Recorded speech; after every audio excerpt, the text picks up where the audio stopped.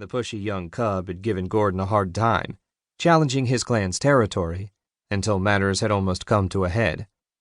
Lee had changed the balance of that angry confrontation by the simple expedient of loudly clicking the safety off her pistol from slightly behind the fellow in the quiet woods. Durf have excellent hearing. The "oh shit" look on the kid's face was a precious memory Gordon held close. Gordon was Durf too, after all. In fact, he had 50 years' experience and a couple 100 kilograms on the kid. It never seemed to have occurred to Lee he might not need her help. He hadn't.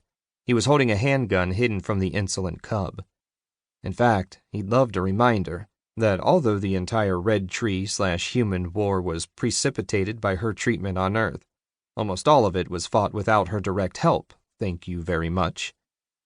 His own clan hadn't accepted his adoption of Lee without some controversy.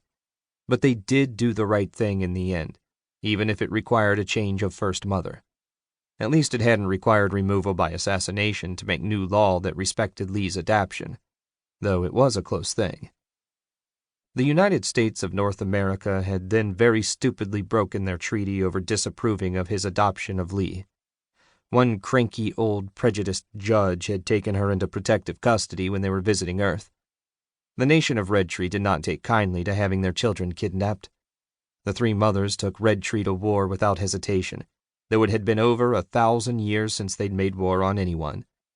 The clan would have declared war on every nation and world of all three races for one of their own. It was a matter of principle. Gordon looked down at his daughter with a smile. The snarling grin he got back was no less threatening for being on a 50-kilogram or so human girl of 14 years, who needed a few more years' growth to push 2 meters, versus his own 700 kilos and 4-meter length. We really don't want to jump right in with an adversarial conversation, Gordon pleaded. Let's stay calm, ask some questions, and find out what the real problem is. Does this mean I shouldn't remind him that removal of obstructive officials by assassination is a perfectly normal procedure in Durf politics? It might be well not to mention it first. And if you didn't jam your thumb under your holster flap while saying it as you did just now, it would add an air of genteel sincerity. Why are we seeing someone from the Ministry of War? Lee demanded. This is just a commercial transaction, and we're not asking credit. I saw the ridiculously huge ingots of silver in the hold. That's the basis of their currency and an absolute necessity for them to import since it's scarce in the Fargon system. So it's not like our kind of money isn't favored here. Gordon broke into song. And I don't care if the money's no good, just take what you need and leave the rest. But they should never have taken the very best.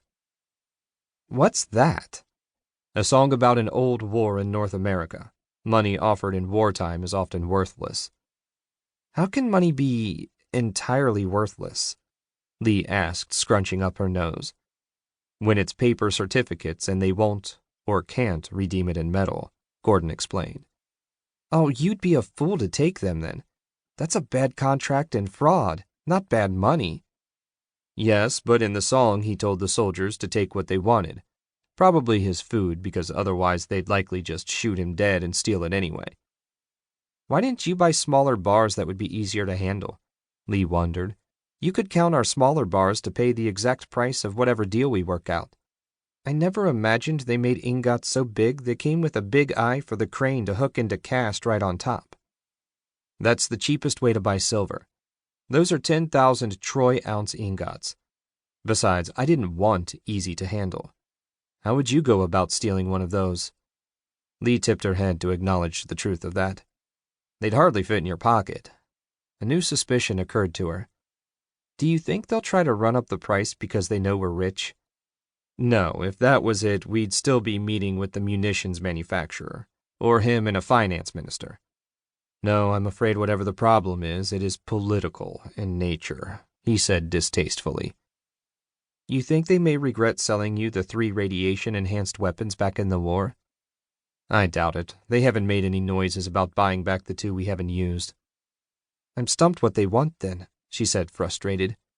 I'm just going to sit back, listen for a while, and try to hear how he sounds as much as what he says. You are getting smarter about dealing with other humans, he allowed, relieved somewhat.